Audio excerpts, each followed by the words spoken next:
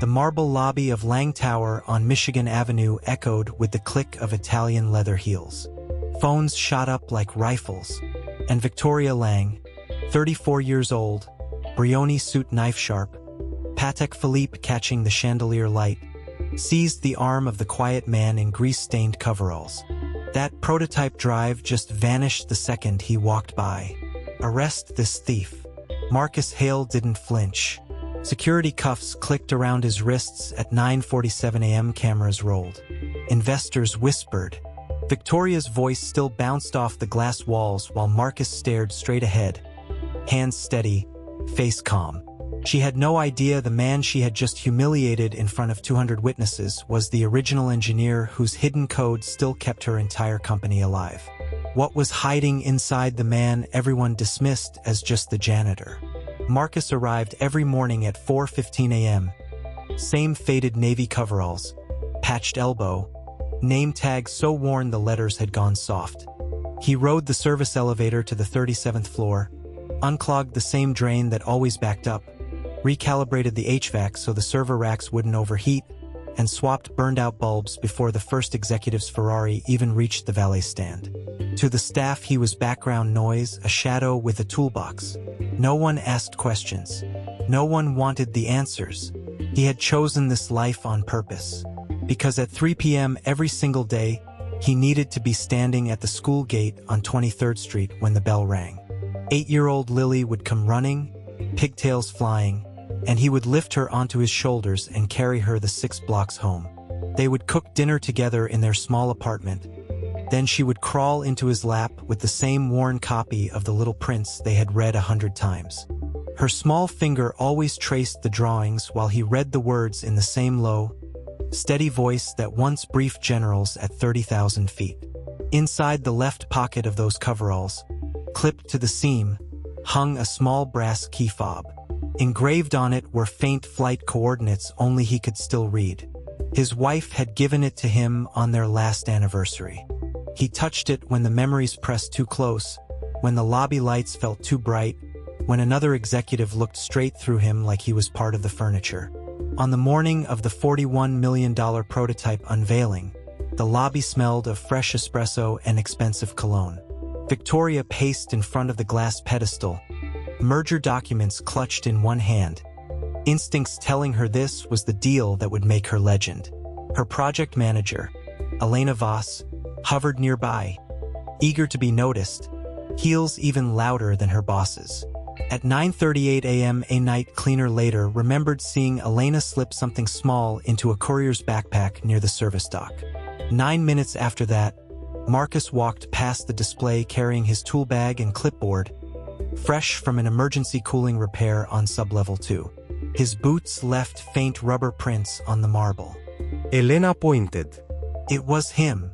Victoria moved like a predator. Her fingers closed around Marcus's arm hard enough to wrinkle the fabric. That prototype drive just vanished the second he walked by. Arrest this thief.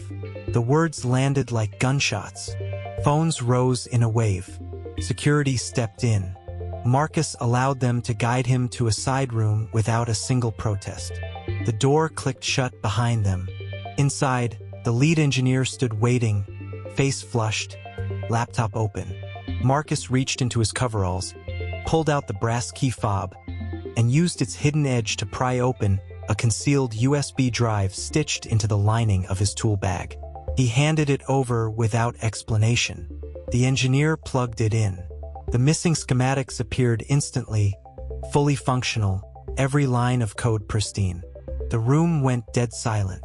The engineer stared at the screen, then at Marcus, then back at the screen. This is the original architecture, the one we lost in the rewrite 3 years ago.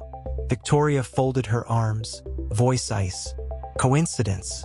He probably found it on the floor. Run the background checks again. Deeper this time. She turned on her heel and left the side room, heels striking the marble like punctuation marks. But the lead engineer stayed behind, eyes still locked on the lines of code only a handful of people on Earth had ever fully understood. Marcus clipped the brass key fob back inside his pocket, touched it once for calm, and returned to his shift. At 2:14 a.m. the next morning, he was alone on the 19th floor, grease up to his elbows, patiently freeing a jammed freight elevator while rumors exploded across every Chicago finance chat and boardroom. Victoria doubled down. She ordered deeper background checks, leaked carefully worded statements to the press, and told her inner circle the maintenance man had clearly been planning this for months. She trusted her instincts, she said. Always had. Marcus refused every request for comment. He simply showed up at 4:15 a.m. the following day in the same patched coveralls, replaced the ballast in a flickering light on the 42nd floor, and touched the small brass fob when no one was looking. But head of security, retired Detective Raymond Cruz, had started reviewing the unaltered hallway footage. He found 11 minutes mysteriously overwritten. He noticed Elena's keycard had been used 3 separate times in the restricted vault that morning. And the night cleaner had come forward again, voice shaking, describing exactly what she had seen at 9:38 a.m. near the service dock. When Cruz quietly asked Marcus in the basement corridor if he knew anything about the prototype's encryption layer, Marcus answered almost offhand, "I designed it. Original version. Only 3 people on Earth ever fully understood the back doors." He said it the way another man might say he once fixed a leaky sink. Then he picked up his toolbox, touched the brass key fob through the fabric of his coveralls, and walked away to replace another burned-out bulb before the sun came up over Michigan Avenue. The boardroom on the 37th floor smelled of fresh espresso and fear. At 7:45 a.m. Victoria stood at the head of the long walnut table, Brioni jacket sharp as a blade, her Patek Philippe catching the light every time she gestured. 12 executives stared at the projection screen where the stock ticker bled red. Another 6% drop since the prototype leak. "Find me something concrete," she snapped, voice echoing off the glass walls. "That janitor is a fraud. Plant. I designed it. Please." The man changes light bulbs for a living. A junior analyst cleared his throat. "Ma'am, the encryption he described matches the original 2019 patent filings. Word for word. The ones we buried." Victoria's laugh was brittle. "Coincidence? Again. Run the name through every dark web database we have.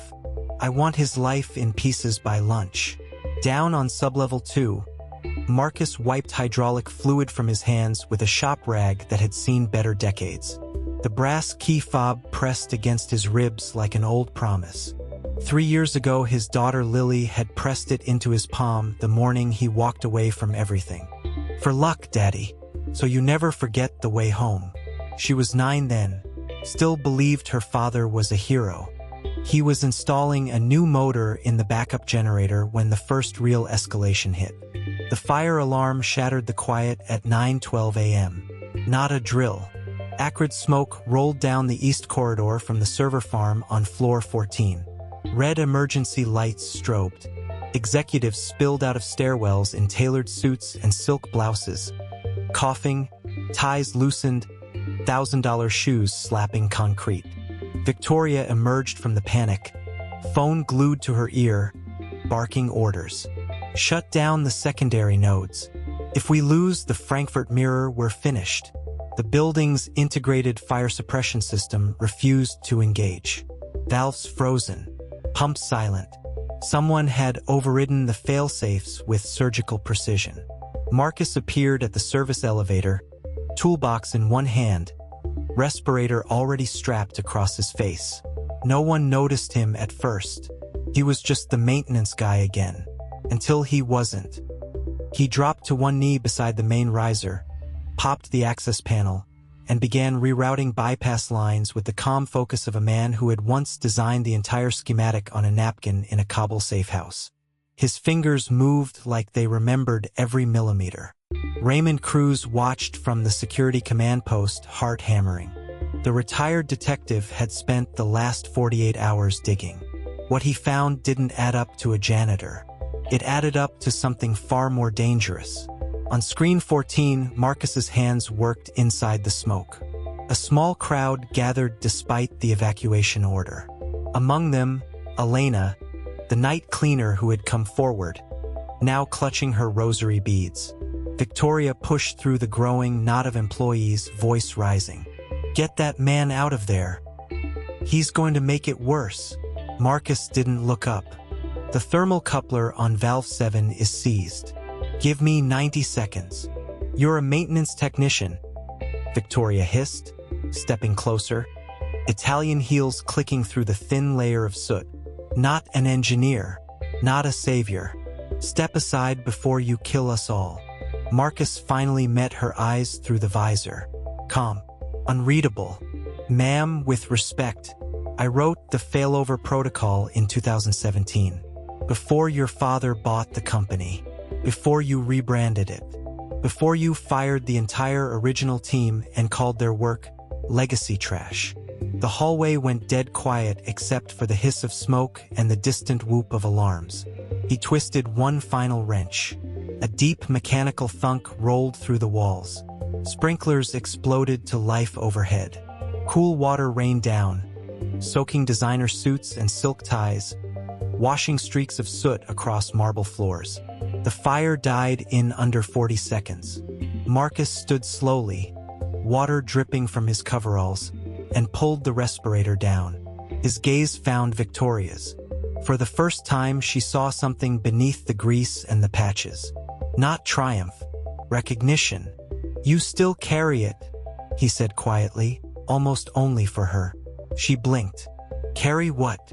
But he was already turning away, leaving wet footprints behind him. The brass key fob glinted once as he reached into his pocket for a fresh rag. Cruz met him at the stairwell door 10 minutes later, arms crossed, voice low.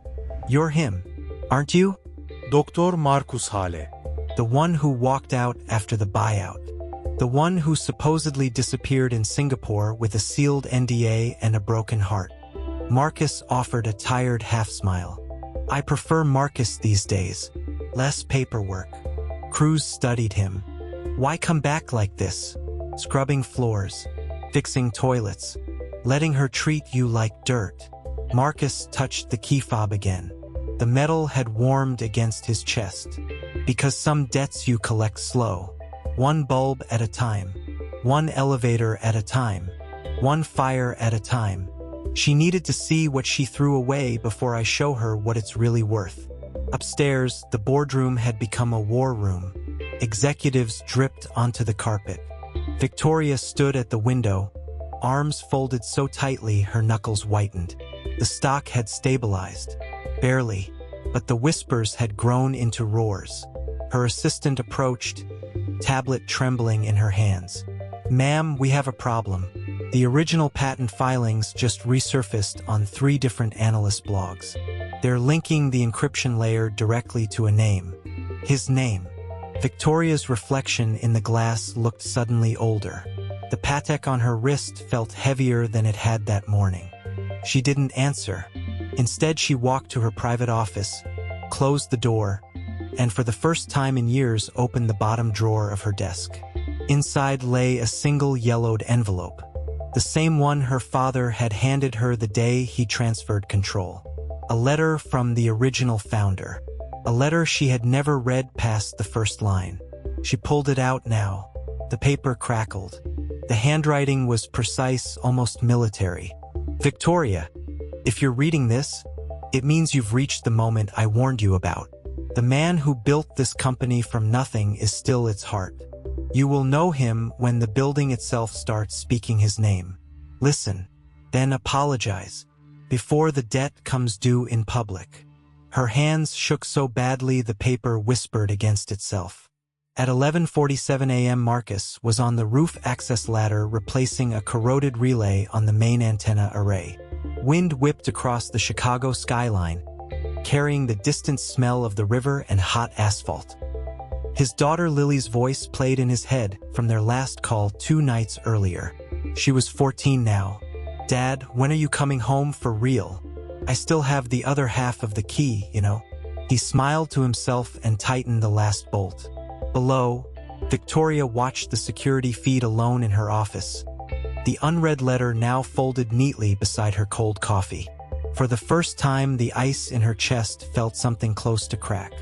She reached for her phone, hesitated, then set it down again. The real storm was still gathering. That afternoon, a new crisis dropped like a hammer. At 2:37 p.m., the entire trading platform locked. Every terminal on the 22nd floor went dark. Billions in client orders frozen mid-execution. Panic alarms screamed across 3 continents. Victoria's phone exploded with calls from furious hedge fund managers demanding blood. She stormed onto the floor to find her top engineers huddled uselessly around dead screens. One of them, sweat staining his Oxford shirt, looked up with pure terror. "It's not a hack. It's a kill switch. The original one. We don't have the override sequence. It was never documented. Whoever set this knew exactly what they were doing." Victoria's mouth went dry. She already knew who. Marcus arrived 4 minutes later carrying only his toolbox and a small laminated photo he kept tucked behind the brass fob. Lily at age 9, holding both halves of the key that day in the park. He set the toolbox down without a word. The engineers parted like water. He crouched beside the master terminal, grease-stained fingers flying across a keyboard that hadn't responded to anyone else in 3 years. Lines of legacy code scrolled. Ancient, elegant, undeniable. Victoria stood 10 feet away, surrounded by the very people who had watched her humiliate him for weeks. The air smelled of overheated circuitry and expensive panic. Marcus typed a final string only he and 2 ghosts from 2017 would ever recognize. The screens flickered, then bloomed back to life, one by one, green trading numbers marching across them like disciplined soldiers returning home. He closed the terminal casing with a soft click, stood, and looked directly at Victoria for the second time that day. "Invoice number 4471, he said quietly. "That's what you owe the original team for the work you called scrap. I kept the receipt." Then he touched the brass key fob one more time, picked up his toolbox, and walked toward the service stairs while 200 stunned employees watched in perfect silence. Victoria didn't move. The letter in her pocket suddenly felt like it was burning a hole straight through the Brioni wool. The debt was nowhere near paid, but the collection had just found a much louder gear. The trading floor stayed frozen in that stunned silence for a full 10 seconds. Then the first scattered applause broke out, hesitant, like people testing whether it was safe to cheer. Spread. By the time Marcus reached the stairwell door, the entire 22nd floor was clapping. Not the polite corporate golf clap. Real applause. The kind that rattled the glass walls and made the hedge fund callers on hold wonder what the hell was happening. Victoria felt every clap like a slap. Her Patek Philippe read 9:47 a.m.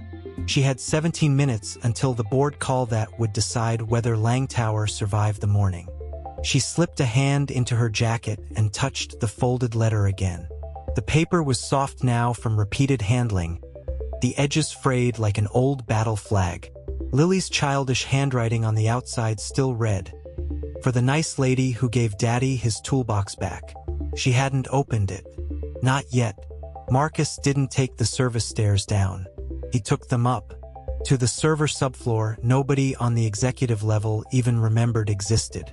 The air down there smelled of chilled, dry nitrogen and 30-year-old solder.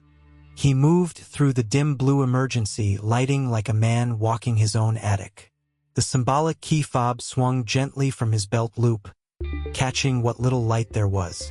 Lily's photo behind the brass still smiled up at him, gap-toothed and proud.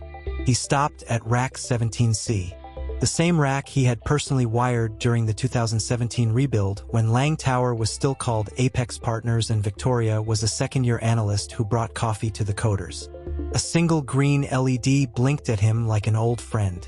He set the toolbox down, opened it, and lifted out a battered Dell Latitude that hadn't been powered on in 38 months. Its lid carried a faded sticker, "Property of M.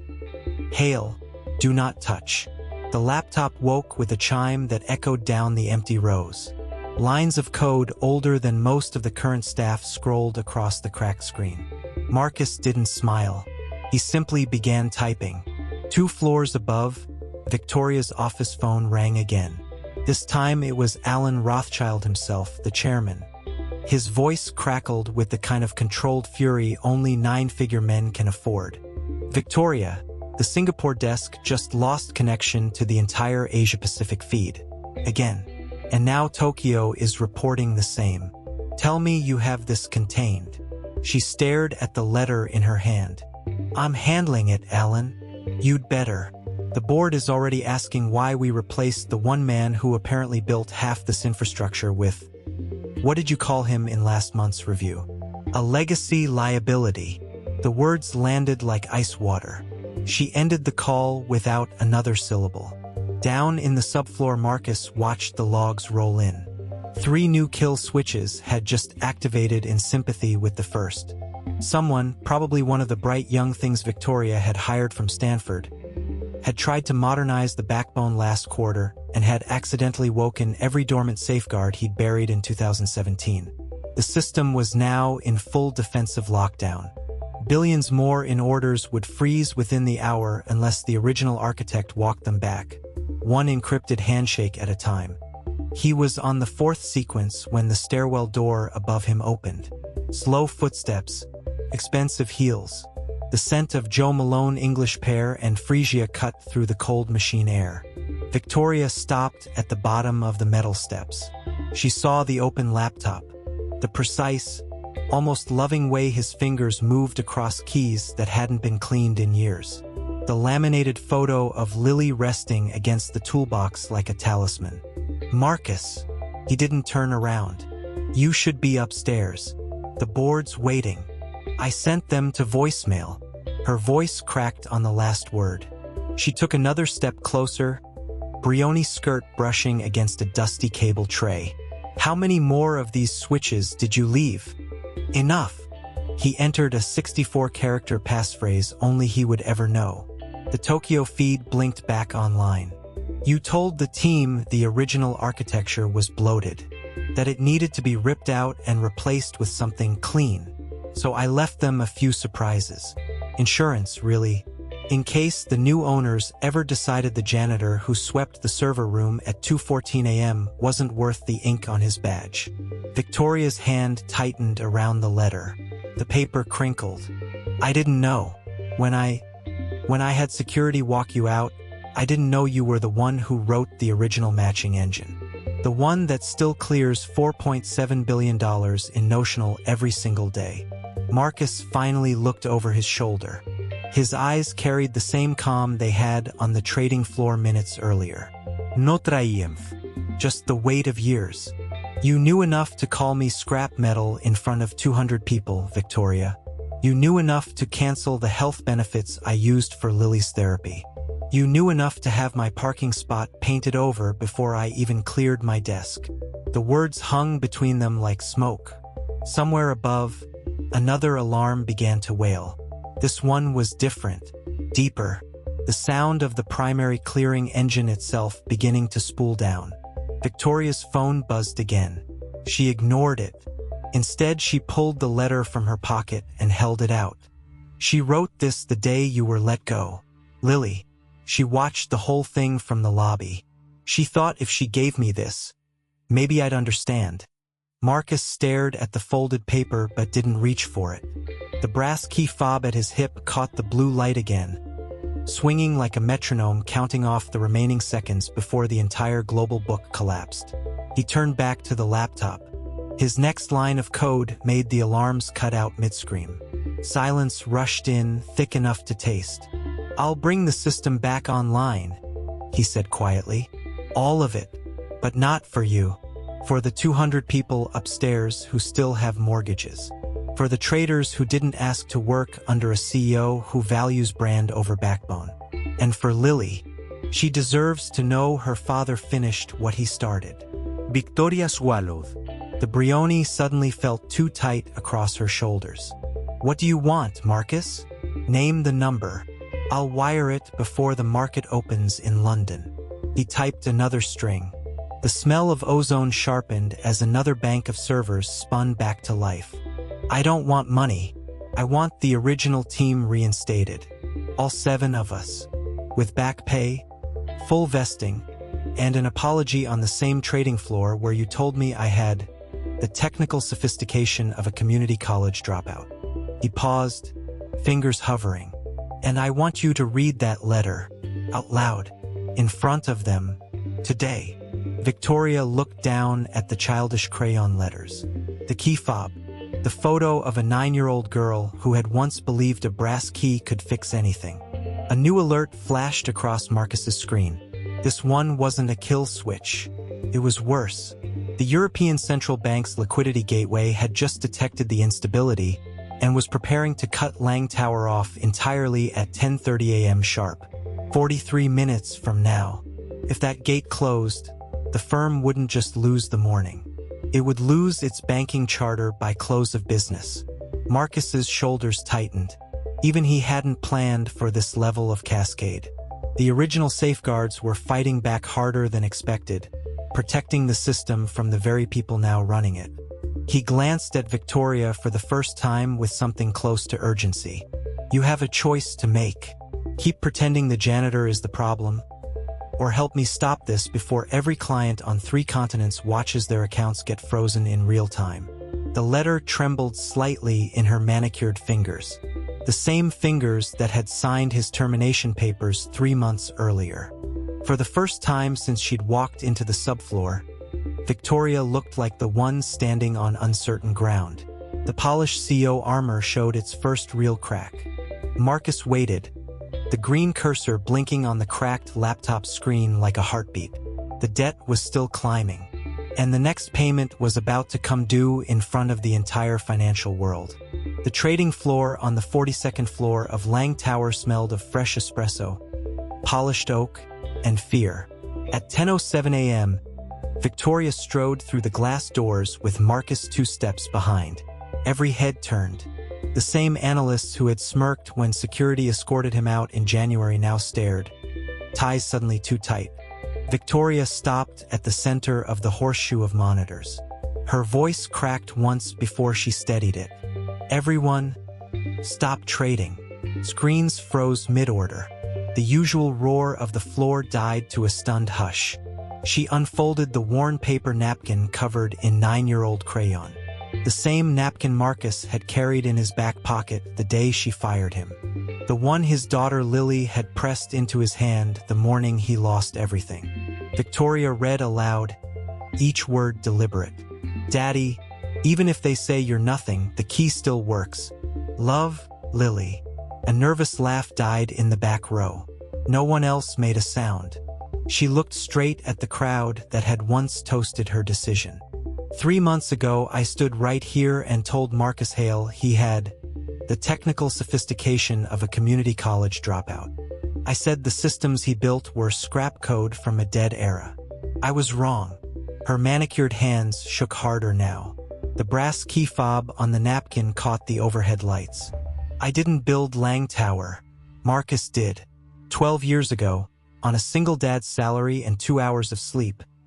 He wrote the liquidity core that kept us alive through the 18 crash, the 22 rate shock, and every black swan morning since.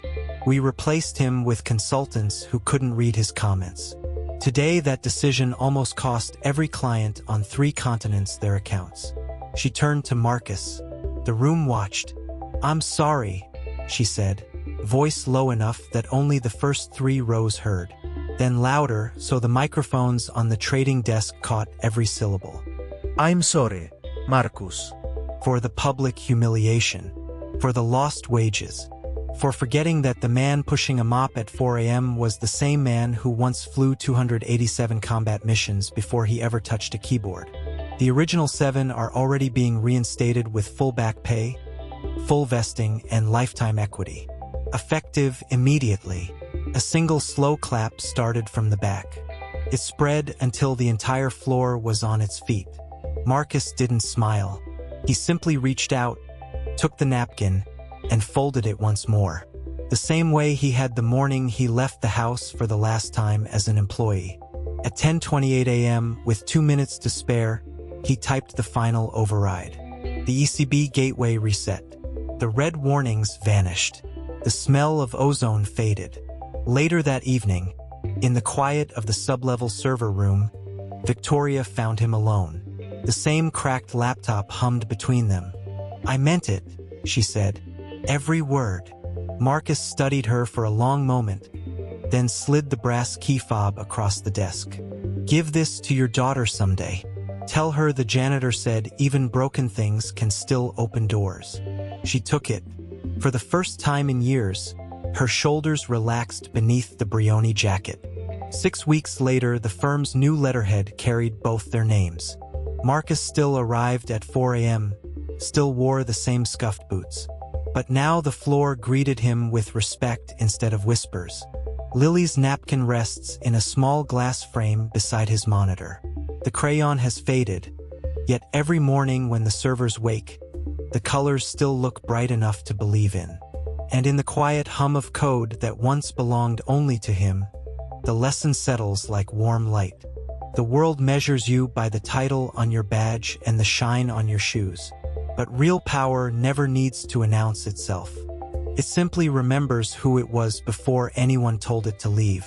It waits, it rebuilds, and when the moment comes, it hands the microphone to the very person who tried to silence it, and lets the truth finish the trade.